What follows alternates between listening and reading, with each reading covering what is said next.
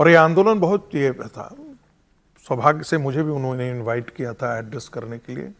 60-70 हज़ार की भीड़ थी वहाँ, बट मुझे नेपाल की पुलिस ने बोलने नहीं दिया, एक ढंग से अरेस्ट करके कहा कि आप भारत लौट जाइए, और मैं लौट आया। ये 2 साल पहले की घटना है, तब जनजीय आंदोलन उस समय नहीं हुआ था। लेकिन 2024 की एक घटना है, और वो भी अक्टूबर महीने की घटना है जब मैं वहाँ पर गया था।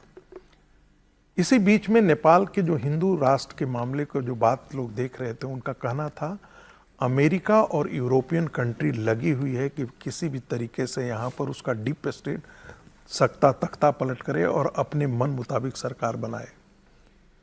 जब मैं नेपाल गया था तो बहुत सारे लोगों ने इस पर चर्चा की थी, बहुत बड़े लोग, कम से कम 150-200 लोग आए थे, उसमें संभ्रांत लोग थे, उन्होंने हमको बताया था।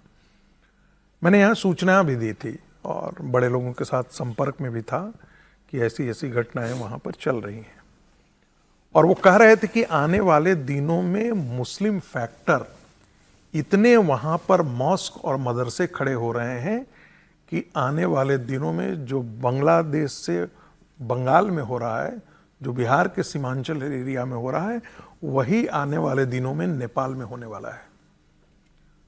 तो ये उसी का जो वो कह रहे थे उसका हम देख रहे हैं कि आज ऐसा हो चुका। जब हिंदू राष्ट्र था तब न तो इतने पैमाने पर मुसलमानों ने कन्वर्ट किया था, न ही क्रिश्चियन कन्वर्जन हुआ था। क्रिश्चियनों की आबादी 20 लाख नेपाल के अंदर हो, 30 लाख नेपाल के अंदर हो जाए, और इतने 10 साल के अंदर हो जाए या 20 साल के अंदर हो जाए, अपने आप में एक अजूबा है। और ये जानबूझ करके फिर कहेंगे लोग, सोनिया गांधी ने अपने अपमान का बदला भारत से भी लिया है और नेपाल से भी लिया है।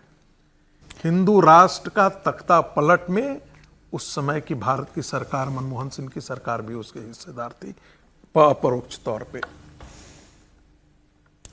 समीर जी, इस पर आपका इनपुट?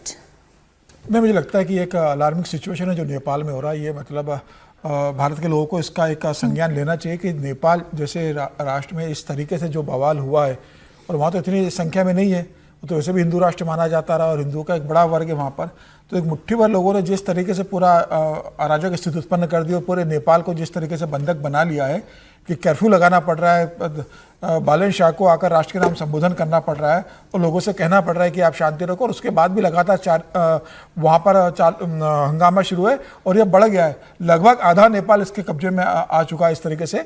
तो मुझे लग रहा है नेपाल और बिहार की बॉर्डर जो लगती है, जो चिकन नेक कहते हैं और बाकी है, तो क्या स्थिति होने वाली है, मतलब आने वाले समय में किस तरीके से वहाँ से लोग आ रहे हैं, मूव कर रहे हैं।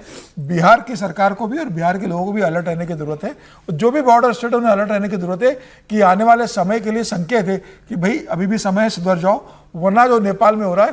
हालांकि यूपी में तो योगी आदित्यनाथ है, तो उनको पता है कि यहाँ योगी जी बैठे हुए हैं, तो वह ऐसा कुछ कर नहीं सकते, लेकिन हर जगह योगी नहीं है ना, तो बाकी जगह भी जनता को सतर्क रहने की जरूरत है। मोदी और अमित शाह के आने से पहले उत्तर प्रदेश में क्या स्थिति थी, बंगाल में अंदर क्या स्थिति थी, ममता के राज में क्या स्थिति थी? यदि आप दुर्गा जी की यदि मूर्ति विसर्जित करना हो तो मुसलमानों का यदि शुक्रवार हो तो कम से कम उनसे परमिशन जरूर ले लीजिए, टाइमिंग फिक्स करे।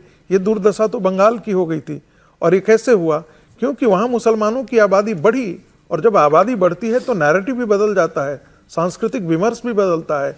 इस चीज को हम लोग इग्नोर करते हैं। मैं पीओके की खबर दर्शकों के सामने रखूं, इसमें आप कोई पैटर्न देख रहे हैं? जी, पैटर्न नहीं, वो बहुत हुई बात। मैं एक पॉजिटिव बात बता रहा हूँ कि भारत सरकार ने उत्तर प्रदेश और बिहार से भारत और नेपाल के बीच में एक फ्रेट कॉरिडोर तैयार कर दिया। जो फ्रेट ट्रेन है बहुत जल्द शुरू होने वाली, बड़ा काम किया उसमें योगी जी का, खासतौर से उसमें बड़ा कंट्रीब्यूशन भी है और उनकी बड़ी डिमांड थी, वो अब अप्रूव हो गया और बहुत जल्दी वो शुरू हो जाएगा। तो जो, क्योंकि हमारा सारा बिजनेस इस बिहार और यूपी का वहाँ से जुड़ता है, तो वो एक बड़ा डेवलपमेंट है।